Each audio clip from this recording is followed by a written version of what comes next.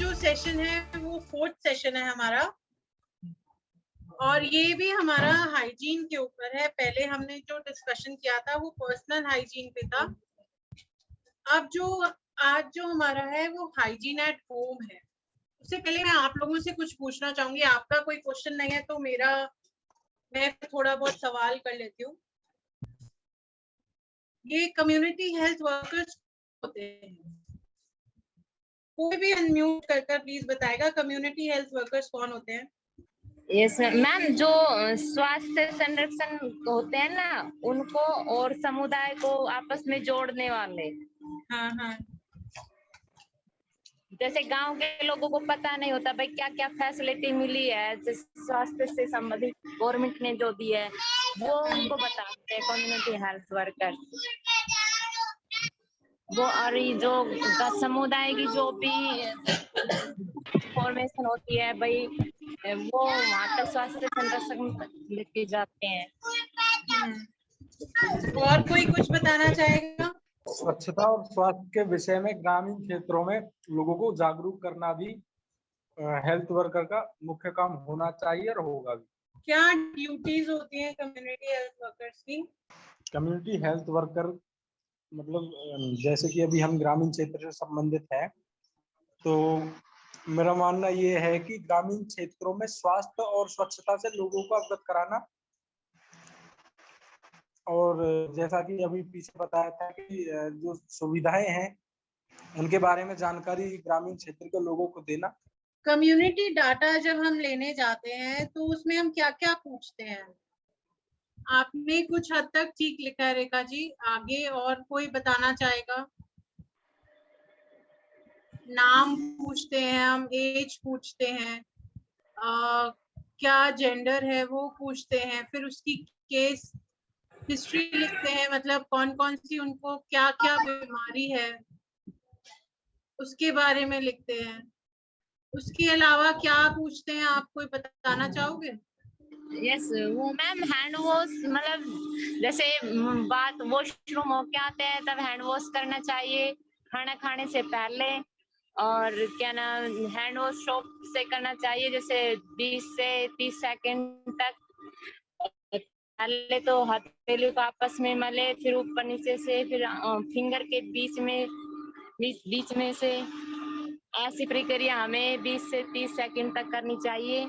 और जो बच्चे के जो नेल्स होते हैं उनको भी हमें काट कर रखना चाहिए, क्योंकि उनके नेल्स में जो गंदगी, जैसे बच्चा खेलता है तो गंदगी भर जाती है, जिससे उसको मतलब गंदगी माउथ के द्वारा पेट में जा सकती है शरीर के अंदर। और हमें डेली बाथिंग करनी चाहिए। और जो है बालों को हमें सप्ताह में 2 बार धोना चाहिए, ताकि हम जो हमारे शरीर पर जर्म जमे होते हैं वो मतलब साफ हो जाए। ठीक है, आज का जो टॉपिक है वो cleanliness and hygiene at home है, मतलब अपने घर की साफ सफाई। पहले जो 2 सेशंस थे वो मैंने आपके अपनी पर्सनल साफ सफाई पे, खुद की साफ सफाई पे रखे थे, पर अब जो है घर की साफ सफाई भी बहुत जरूरी होती है बीमारियों से बचने। अगर हम अपने घर की साफ सफाई करेंगे तो हम एक हेल्दी लाइफ, एक खुशहाली भरी जिंदगी जी पाएंगे। और ये बहुत जरूरी होता है, क्योंकि अगर हम बीमार रहते हैं तो आप लोगों ने देखा ही होगा, किसी के घर में कोई व्यक्ति बीमार है तो उसके घर में बहुत सारी दिक्कतें हैं, फाइनेंशियली भी और मेंटली भी लोग स्ट्रेस रहते हैं अपने स्वास्थ्य। अगर कोई घर में बीमार रहता है तो अगर हम घर में हेल्दी वातावरण के साथ रहेंगे, एक सुरक्षित वातावरण के साथ रहेंगे, तो हमारी जिंदगी बहुत अच्छे से निकल सकती है। आपको ये जो साफ सफाई है इसको आप एक इंटरेस्ट की तरह, एक हैबिट की तरह लेंगे। हमने ये रोज ये काम है और इसी काम करने से हमारी जिंदगी में कभी भी बीमारियां नहीं आएंगी और हम एक अच्छी लाइफ, एक अच्छी जिंदगी जी पाएंगे। आजकल की दौर में बहुत ऐसी बीमारियां आ रही हैं, जैसे कि मैं अब कोरोना वायरस की ही बात करूं तो कोरोना वायरस एक बहुत नई तरीके की बीमारी आई है और ये बीमारी भी कहीं ना कहीं साफ सफाई से ही रिलेटेड है। अगर हम अपने हाथ नहीं धोते हैं या हम अपने आसपास की जगह को साफ नहीं रखते हैं तो बहुत तो ये बीमारी हमें लग सकती है। नॉर्मल खांसी जुकाम भी जैसे होता है, कोरोना वायरस में नॉर्मल खांसी जुकाम, तो नॉर्मल खांसी जुकाम क्या होता है, एक दूसरे से इन्फेक्शन से ही होता है और एक दूसरे से इन्फेक्शन तभी होता है जब आप साफ सफाई नहीं रखते। बहुत जरूरी है एक आज के दौर में एक इसको आदत बना ले, एक ये बहुत अच्छी आदत बनेगी और ये हम रोजमर्रा की जिंदगी में इसको हम फॉलो करेंगे तो हम बहुत सी बीमारियों से बच सकते हैं। बहुत Yes, simple ma'am. Simple tips हैं जिसको हम फॉलो करें घर में तो हम बीमारियों से बच पाएंगे। प्रिकॉशन बहुत पुरानी से है, precaution is better than cure, मतलब पहले ही अगर हम सुरक्षित रह लें तो हमें बीमारियों से बच जाएंगे और हमको डॉक्टर्स के पास जाने की जरूरत नहीं। सबसे पहली जो टिप्स है, घर में हम पानी बकेट में डालकर रख देते हैं, तो बकेट में जब डालकर रखते हैं तो उसमें बहुत सारे कीटाणु, मच्छर, मक्खियां पनपने की क्षमता बढ़ जाती है जिससे हम बीमार पड़ सकते हैं। आजकल के टाइम पे कूलर्स आप अगर घर में यूज करते हैं तो उनको भी हफ्ते में एक बारी अच्छे से साफ कर पानी सुखाकर उसको डिसइंफेक्ट मतलब सैनिटाइजर से स्प्रे कर फिर पानी भरें, ताकि अगर उसमें कोई स्मेल हो या मच्छर हो, मक्खियां हो तो उससे आप बच जाएं। घर के पंखे साफ करें, अगर जाले लगे हैं तो उसको भी साफ करें। ये इसलिए करना जरूरी है क्योंकि घर में अगर कोई आता भी है तो घर गंदा दिखना नहीं चाहिए। आपकी घर की साफ सफाई भी होने की जरूरत होती है।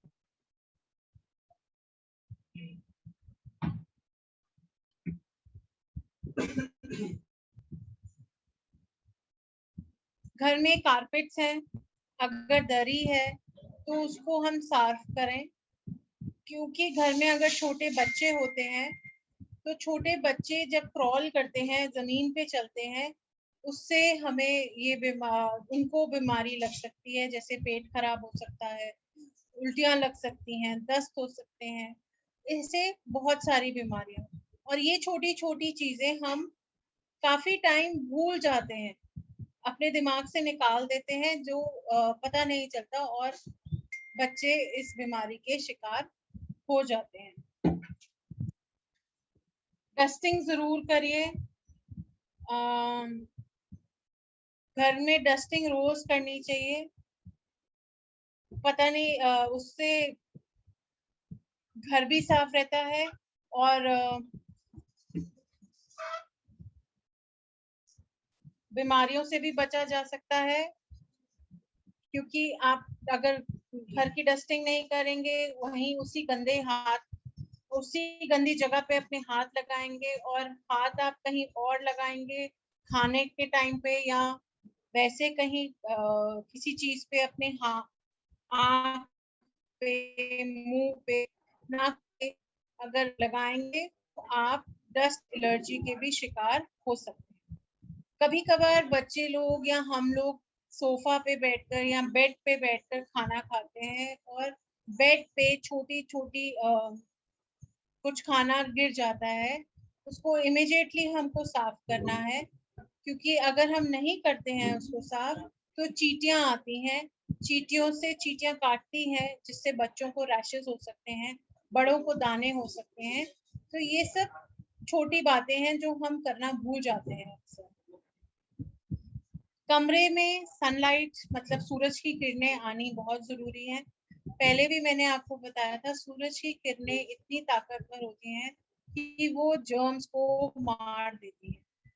जर्म्स पार्टिकल मर जाते हैं। इसलिए अपने घर की खिड़कियों को थोड़ा खोल लें, सूरज नेचुरल हवा या नेचुरल सनलाइट आए और सूरज की किरणों से आपके जर्म्स पार्टिकल्स मर जाए। अपने घर के फर्श को रोज रेगुलरली साफ करें ताकि कोई इन्फेक्शन बच्चों को और आपको ना लग पाए। खाने को हमेशा ढक कर रखें।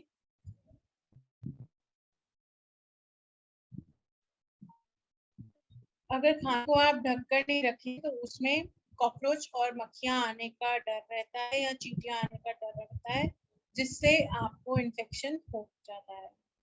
घर में जितनी भी ड्रेनेज सिस्टम है, ड्रेन पाइप है, उसको वाटर लॉगिंग से बचाएं। मतलब अगर कहीं कुछ फंसा है पाइप में तो उसको साफ कराएं, स्पेशली किचन की पाइप में।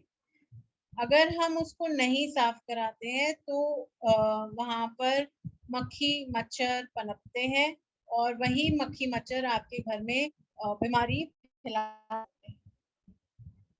खाना खाने के बाद अपनी प्लेट्स को जरूर एक बारी पानी से निकालें। अगर हम ऐसा नहीं करते हैं तो आपने देखा होगा कि खाना अगर प्लेट पे जम जाता है या रखा होता है तो वहां पर कॉकरोचेस आ सकते हैं और वही कॉकरोच आपके घर में और जगह जाकर दूषित कर सकते हैं खाने को। खाना बनाते समय अपने खाने को ढक कर रखें, तो ढक कर कोशिश कर कर बनाएं उसको। आप जिस जगह पे खाना काटते हैं, सब्जी काटते हैं या खाना रखते हैं, उस जगह को साफ करें प्रॉपरली, उसको साफ कर कर फिर यूज करें। सब्जी को काट कर धोकर काटें। कोई फ्रूट भी खाना है तो उसको धोकर काटें। डस्टबिन को खाली कर ही किचन में लेकर जाएं। डस्टबिन आप कूड़े को बाहर रखें घर से। अगर घर में कोई जानवर है तो उसको किचन की जगह पे मत आने दें, क्योंकि जानवरों की अलग किस्म की बीमारियां होती हैं और किचन में अगर वो आएंगे तो आपकी खाने की चीजों को छुएंगे या उसमें उनके बाल भी जा सकते हैं, तो उनको किचन से दूर रखें। अपने हाथ खाने बनाने से पहले जरूर धोएं और खाना बनाने के बाद भी जरूर।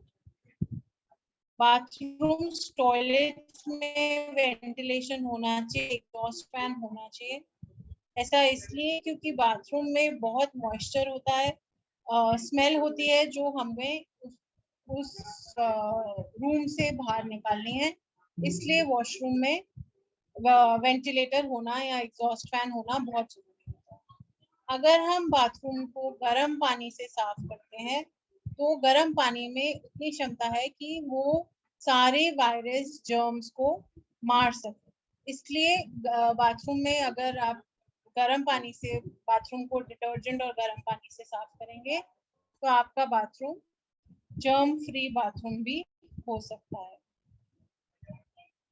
आपके घर में ऊपर पानी की टंकियां हैं, अगर है तो उसको 6 महीने में एक बारी जरूर साफ कराएं, क्योंकि उन टंकियों में काई जम जाती है और वही पानी आप खाना बनाने के लिए यूज करते हैं तो फूड पॉइजनिंग होने का भी डर रहता है। डस्टबिन कूड़ा मैंने अभी आपको पहले ही बताया था, बाहर घर के फेंके।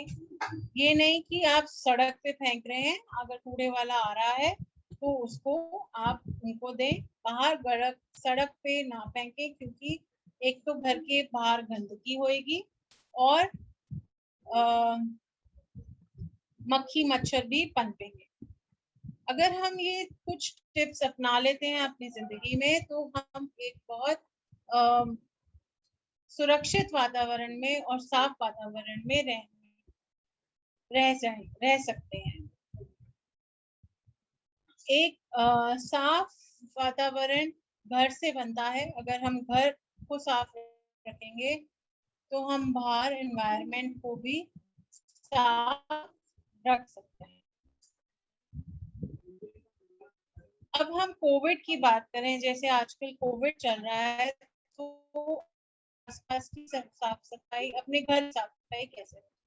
घर में डोर हैंडल, टेबल, चेयर, जो भी चीज आप यूज करते हैं उसको सैनिटाइज कर कर ही यूज करें। अगर कोई चीज गंदी लग रही है उसको साबुन या डिसइंफेक्टेंट से साफ करें। अगर आप ऐसा कुछ कर रहे हैं डिसइंफेक्टेंट और साबुन से तो डिस्पोजेबल ग्लव्स पहने और डिस्पोजेबल ग्लव पहनकर सफाई कर कर उस डिस्पोजेबल ग्लव को डस्टबिन में डालें।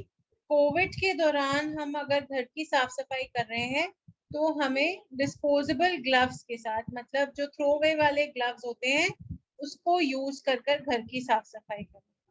घर की साफ सफाई के लिए या तो डिसइंफेक्टेंट सोल्यूशन जो मार्केट में अवेलेबल है उसको यूज कर सकते हैं, नहीं तो आप पानी में डेटॉल एक ढक्कन डालकर अपने घर की चीजों को साफ कर कर डिसइंफेक्ट कर सकते हैं। और ये सब काम करने के बाद ग्लव्स को आप डिस्पोज कर दें मतलब डस्टबिन में डाल दें और अपने हाथों को साबुन से धो लें। इससे आपका घर डिसइंफेक्ट हो जाएगा। कोविड के दौरान हमें ये करना जरूरी होता है क्योंकि बहुत लोग बाहर जाते हैं और बाहर से घर आते हैं तो इन्फेक्शन लेकर आ सकते हैं।